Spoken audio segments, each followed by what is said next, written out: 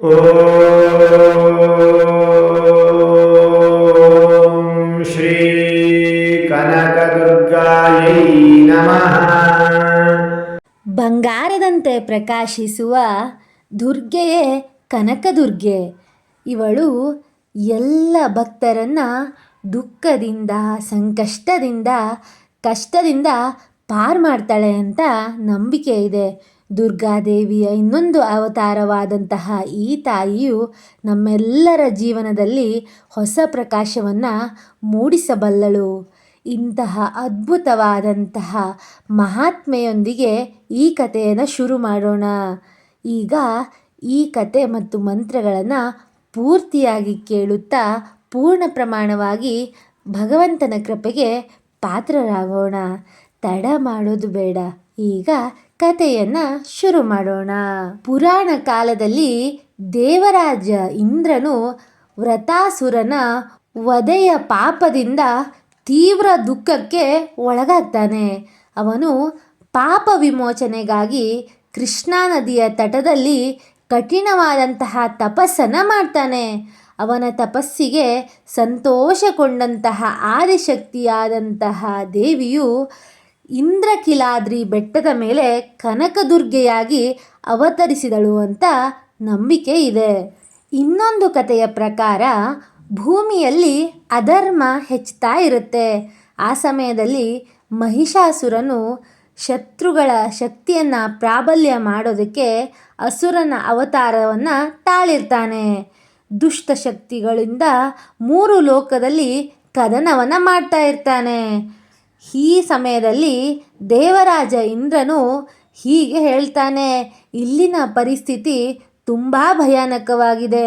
ಈ ದುಷ್ಟರ ಮೇಲೆ ಯಾರಿಗೂ ನಿಯಂತ್ರಣವಿಲ್ಲ. ಏನು ಮಾಡಬೇಕು ಅಂತ ವಿಷ್ಣುವಿನಲ್ಲಿ ಕೇಳಿಕೊಳ್ತಾನೆ.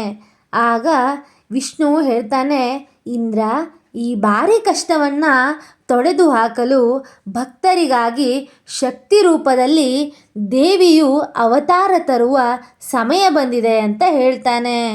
ತದನಂತರ ಇಂದ್ರನು ಸಂತೋಷದಿಂದ ಆದಿಪರಾಶಕ್ತಿಯ ಕುರಿತು ತಪಸ್ಸನ್ನು ಆಚರಿಸ್ತಾನೆ.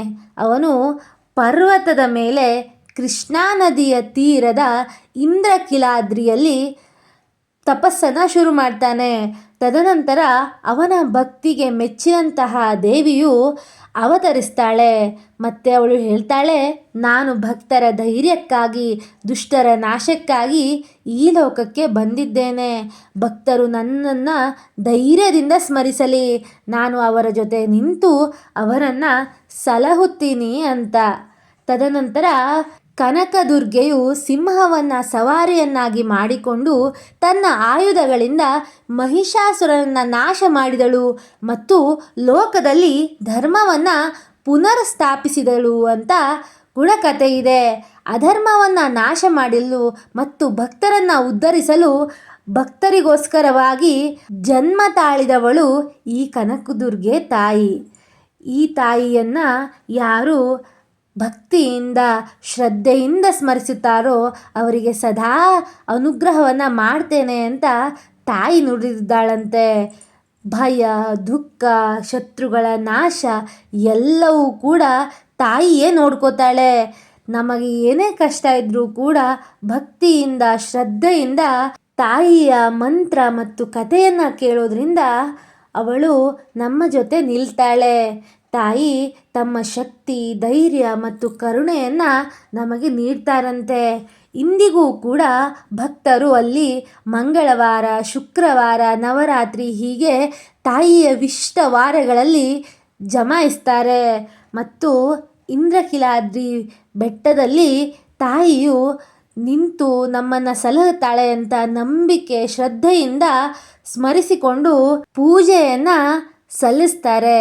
ಇಂತಹ ಅದ್ಭುತ ತಾಯಿಯ ಕಥೆಯನ್ನು ಕೇಳಿ ಆಯಿತು. ಈಗ ಮಂತ್ರಗಳನ್ನು ಕೇಳೋಣ. ಮಂತ್ರ ಮತ್ತು ಕಥೆಯನ್ನು ಪೂರ್ಣವಾಗಿ ಕೇಳಿ ದುರ್ಗಾಮಾತೆಯ ಆಶೀರ್ವಾದವನ್ನು ಪಡೆದುಕೊಳ್ಳೋಣ. ಓಂ ಶ್ರೀ ಕನಕದುರ್ಗಾಯೈ ನಮಃ. ಓಂ